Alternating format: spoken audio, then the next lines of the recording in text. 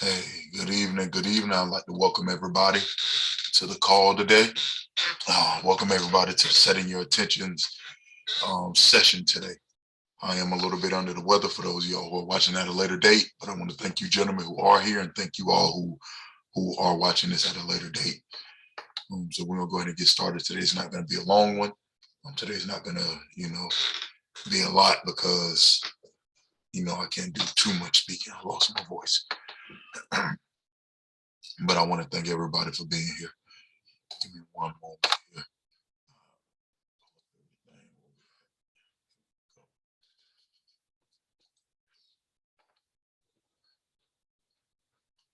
See, I'm all out of sorts right now. Let me share the screen. All right.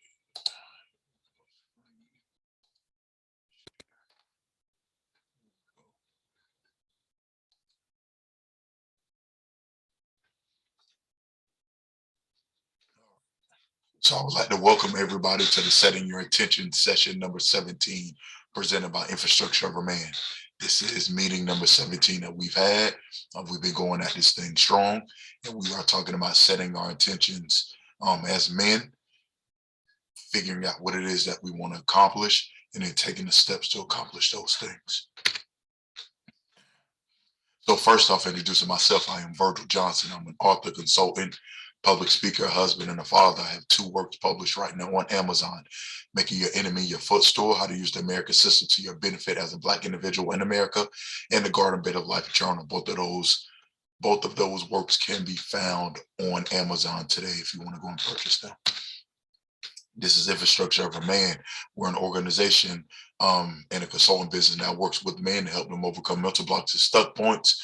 We also help men restructure their ideas as well as help them create new ideas. We work together to form a support system where men can go to be understood, supported, as well as have an accountability group that will encourage one another to achieve the goals that they have set forth in their lives. Our aim is to ensure that real men prevail. So I want to jump into today. I want to start off with the reading. I've been trying to save my voice out there. I haven't been doing much talking. So I'm trying to save my voice. So I want to get the most tasking part of the meeting out the way, which is the reading. Everything else after that is going to involve minimum talking to me, more talking to you guys. So go ahead and get started. Yesterday we read, of course, we were reading Letters to a Young Brother by Hill Harper. And let me see where we at. It go way back there. Hold on. Okay. So we were on. Okay. So we read letter 9 last night. And letter 9 was very befitting, especially for the younger individuals who participate in the call and who will be watching the call later. Letter 9 was very important because it talked about the ramifications of making short-sighted decisions as a young individual.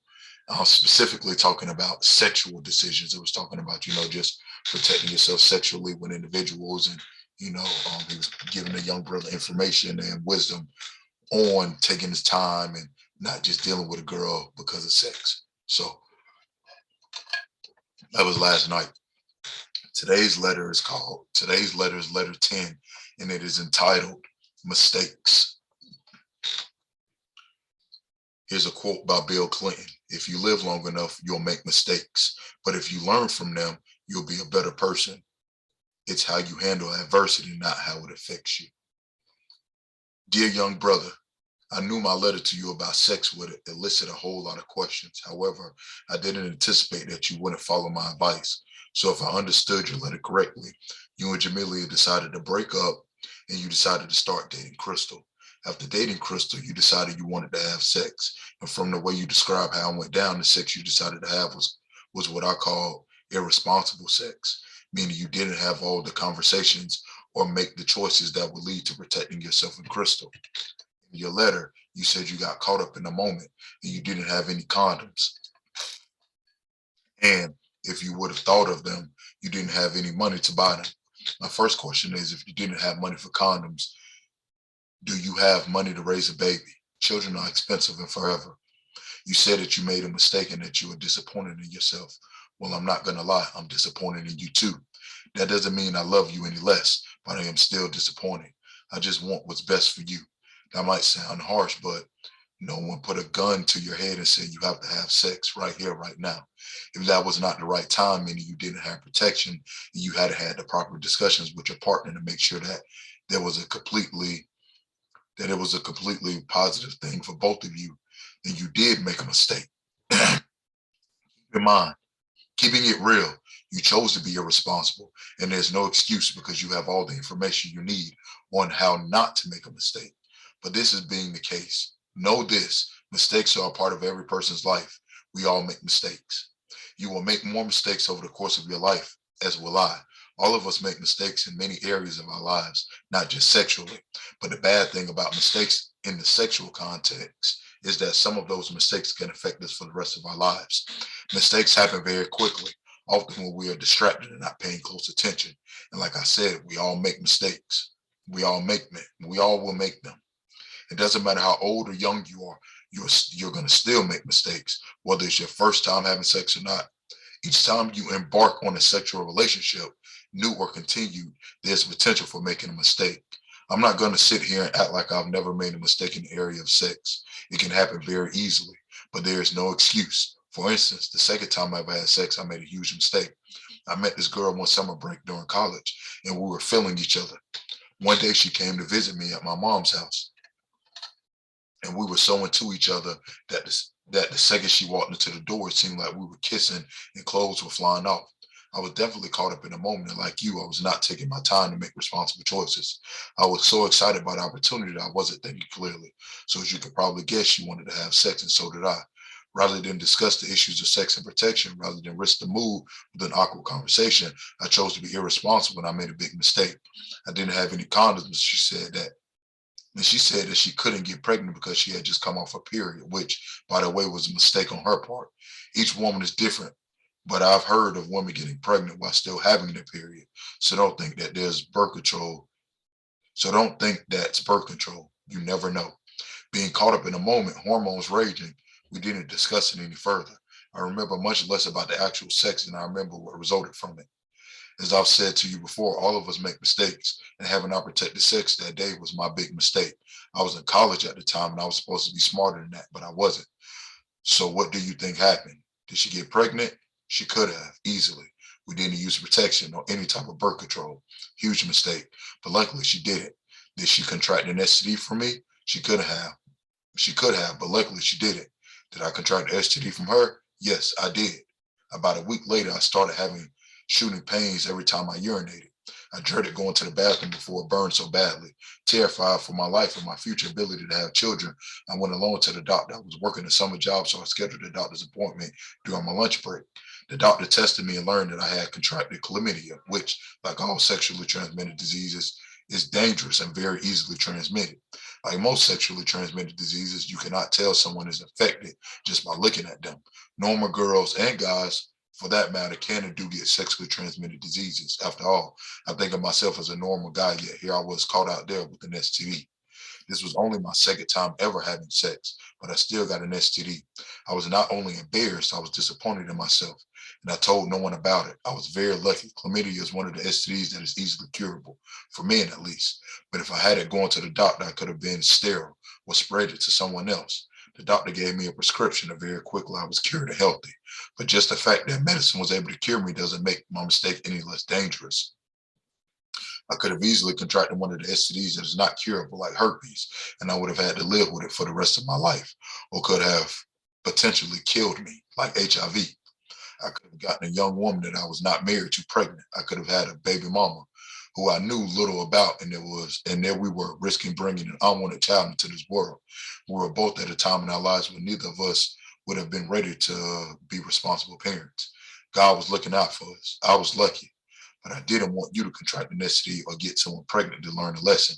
You can be smarter than I and not make the same mistakes I've made. I will tell you this: I've never ever made this mistake again. While accidents and mistakes can and do happen, the most important thing is to learn from them so that we don't have to make those mistakes more than once. And mistakes can happen no matter how old or how young you are.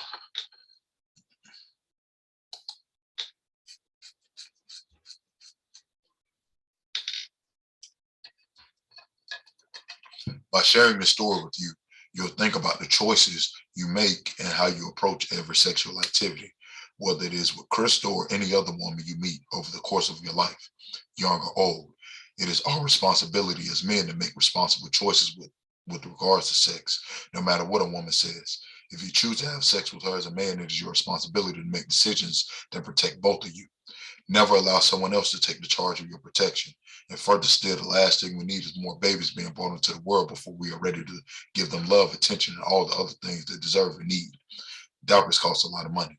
Let's face it, mistakes can happen in every area of your life. Aside from sex, I have made varying degrees of mistakes in different areas of my life: school, friendships, family, careers, and unfortunately, some accidents and mistakes you cannot fix or take back. They are lasting and permanent. I'm gonna go ahead and stop right there. I'm gonna go ahead and stop right there, and then we're gonna move on to the next part. Continue to reading up. Oh my God, we're gonna continue to reading tomorrow on finishing up that chapter. So next thing we're gonna move into real quick 21-day fast. I know everybody at different parts of their fast.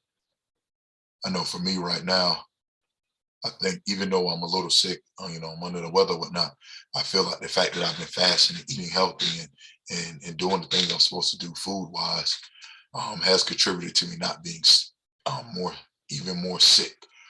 Whatever it is I got, I don't know whether it be the flu, COVID, whatever. I know for a fact that me eating healthier foods, being on this fast, has contributed to me not being just outright out of it, because I could have been. Like, I was feeling it like 2-3 days ago when it first hit me. Like, I could feel it. Like, I could literally feel my body fighting it. Like, it was the craziest thing. I don't know if I've never paid attention to my body like this before, or did something different, but I could feel it like trying to take over, but my body was literally fighting it off, keeping it at bay. And it was still, it's still been affecting me, but it has not affected me as much as it could have. So I'm grateful for that. We're on day 16. We're on day 16 of our fast. We have 5 more days left of our fast, gentlemen. After that, we're gonna hit the ground running, and doing what we need to do to accomplish these tasks that we want to accomplish. So this is day 16. So everything that you need to get together, get it together. So that way you can set your intentions on the right path, so that way you can achieve them at the end of the 365 once the fast is over with. So I want to talk about something. I came across a video on Instagram. Um, it's a quick clip. It's like a minute long, but I want to watch it and then have a quick discussion about it. Um, so the title of this is "Why is Validation So Important to Men?" So we're gonna go ahead and watch the video and see what he. And I want to get some of y'all thoughts about what he said.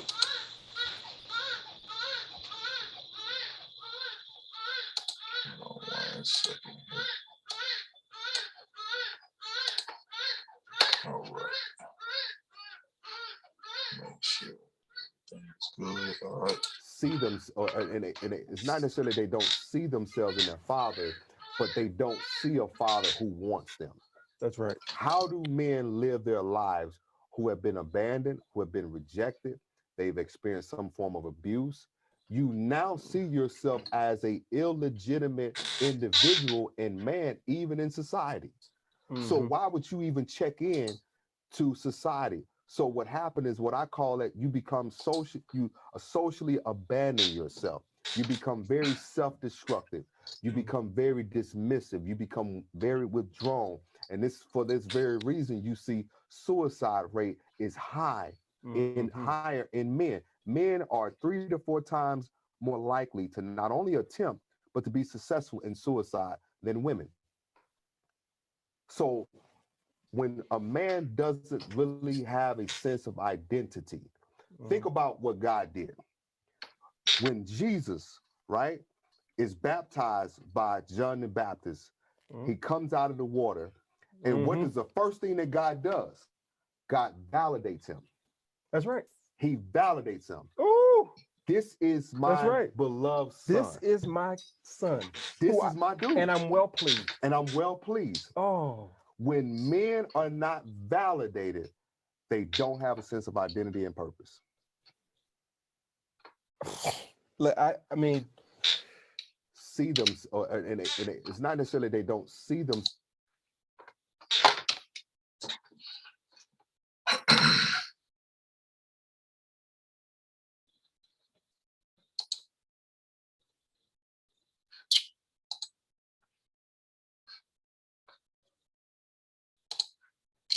All right, gentlemen. So we listened to the clip. You know, he made a few good points in the clip, especially when it comes to men tying their identity to the validation of the world outside of them. But let me get some of y'all's thoughts on the clip. Do you agree with what he's saying? Do you have anything to add to what he's saying? Like expound on it a little bit. Stanford, I'm gonna start with you. Well, I agree because and with a man, you know what I mean, when you start feeling less of a man, worthless and all that, you know what I mean, that make you like, damn, what is my purpose here? You lose a man can lose his purpose. If he loses his purpose, he just be like, what's my point of being here if I, you know what I mean, if I'm not good for nothing, you know what I mean? And it's hard for a man to get back on track if he's not getting the right help or he don't have the right support system around him and, you know, friends, people to talk to. I mean, it's just, and then stuff at work ain't going right, you know, at home, they just give up. And it's hard to get back on track if, you know what I mean, you don't got nobody there to, you know, talk to you or to support you. Yes, sir. Yes, sir. Terrence, what about you? I agree everything that he's saying. I just want to add, that system, order, and structure component, which is the most important part when it comes to men and women too. If the man doesn't have a system, order, and structure, the woman won't have a system, order, and structure. Correct. And the crazy thing about it is, especially in our community, the boys definitely need discipline, and children need discipline, and they respect you because of discipline. And discipline is needed, amongst families, and the structure is like the foundation of a household. Because if it's just chaos, that's why you see, men resorting to, violence, men resorting to crime, men resorting to theft and all that other stuff. And when you have um, a lack of structure and fatherhood in the community, that's where the gangs and stuff come in, because they're looking for some type of leadership and structure. So it's the truth. And not having a structure, meaning that you don't have outlets too, because a lot of the times they don't care. Society doesn't care how we feel when it comes to like emotions and different things that happen to us from childhood to adulthood. 'Cause a lot of us come from single parent homes and still recovering from our childhood and Yes. now a lack of structure. And so it's deep. It's good to, you know, the therapy thing that you was talking about is amazing. I've been to therapy. Um, I would say, the good thing is, just keep around people that hold you accountable. Accountability is the most important part about Yes, sir. therapy too. Yes, sir. Yeah, you are correct. Um, everything you said was spot on. Everything both you brothers said was spot on. But I wanted to add something too. When he's at the end of the piece, where he was talking about, a man being validated and not knowing what his role like, because he isn't receiving that validation, he doesn't know what himself is. I know a lot of people have been going through therapy, and a lot of men, more men than any other time, have been going through therapy. And a lot of men have a therapist and they'll ask them this question: if you strip away all your titles, who are you? And a lot of men, they aren't able to answer that question prior to them being asked that question. And I think it's very important that any man, whether you're in therapy, you're not in therapy, you have to figure out who you are outside of your roles. And what that does is that will, in my opinion, this is just my opinion, but what that will do what that would do is give you a sense of identity outside of your roles. Because let's just say, like, we all have children.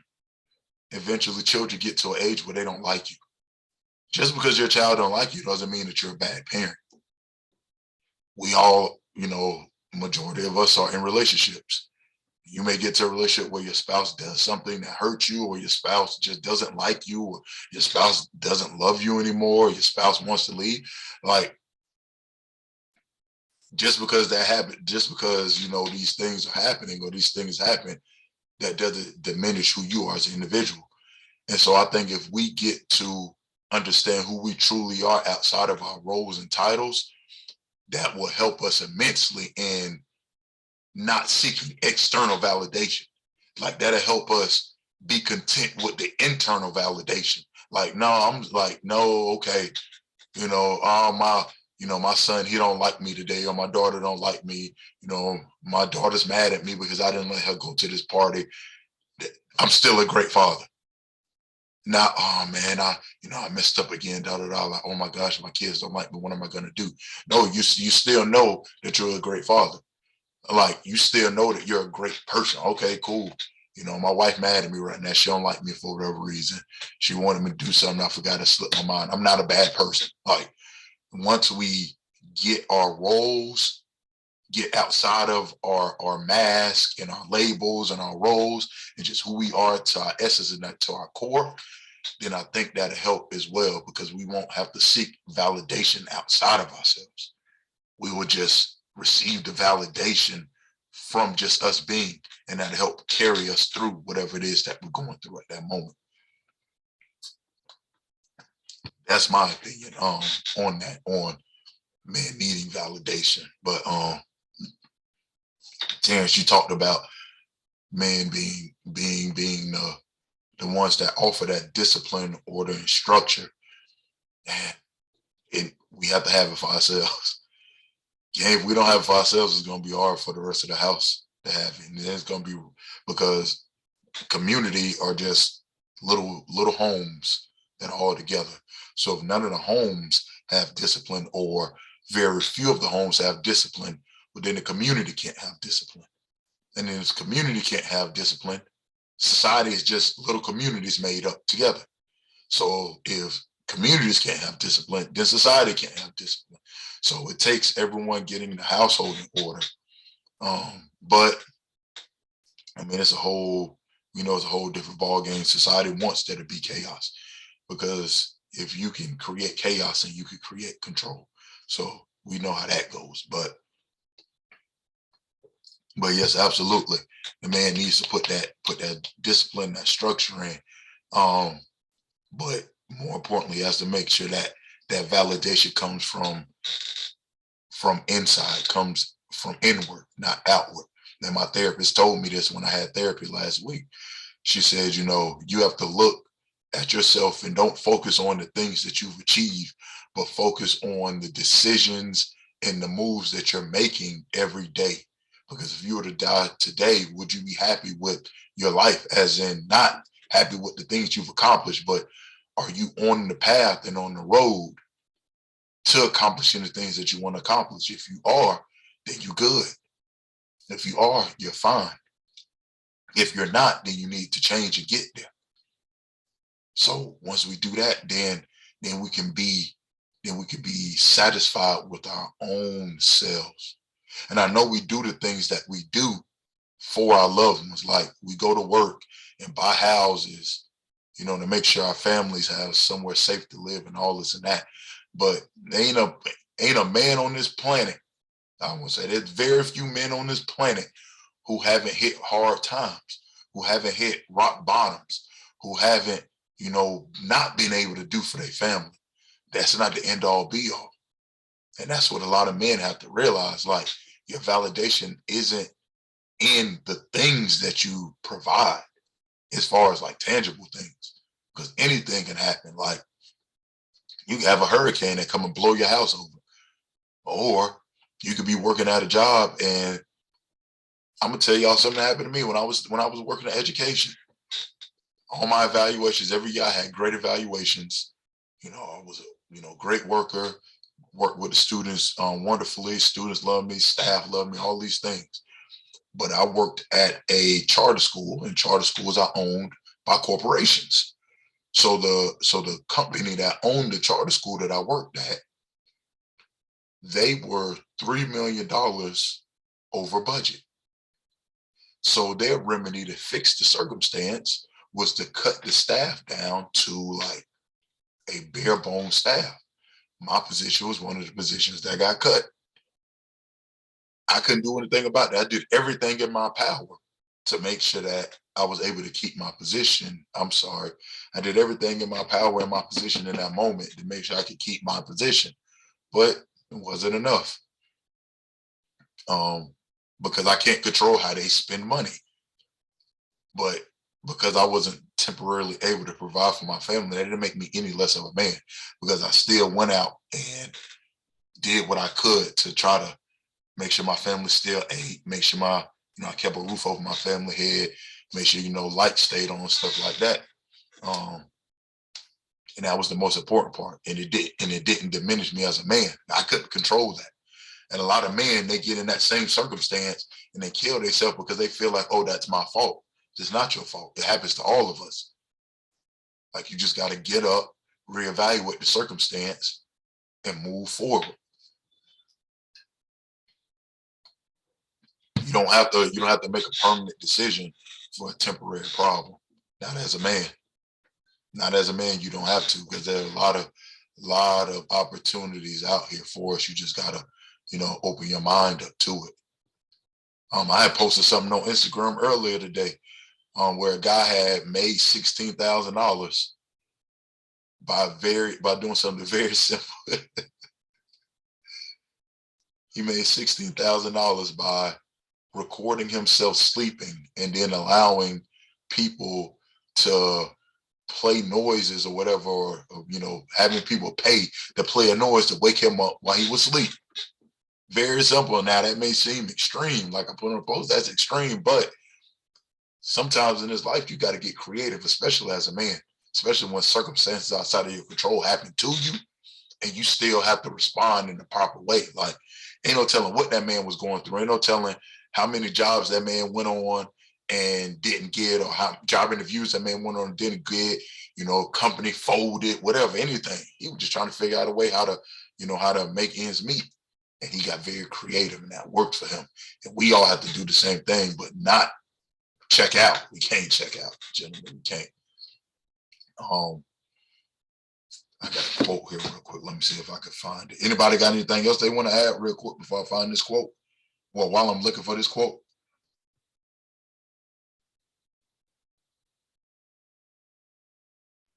No, I'm good, bro. All right. Hold on a second.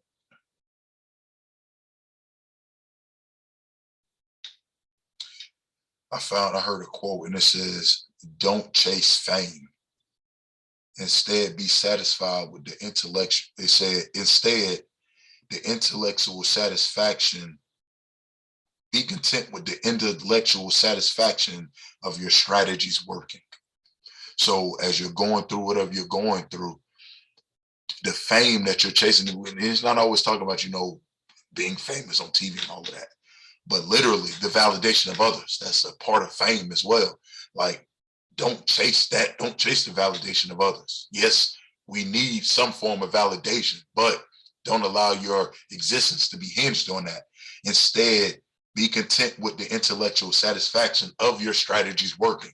So as you're putting forth ideas, as you're putting forth goals, as you're working toward these things coming to be satisfied with that, not with someone else validating it.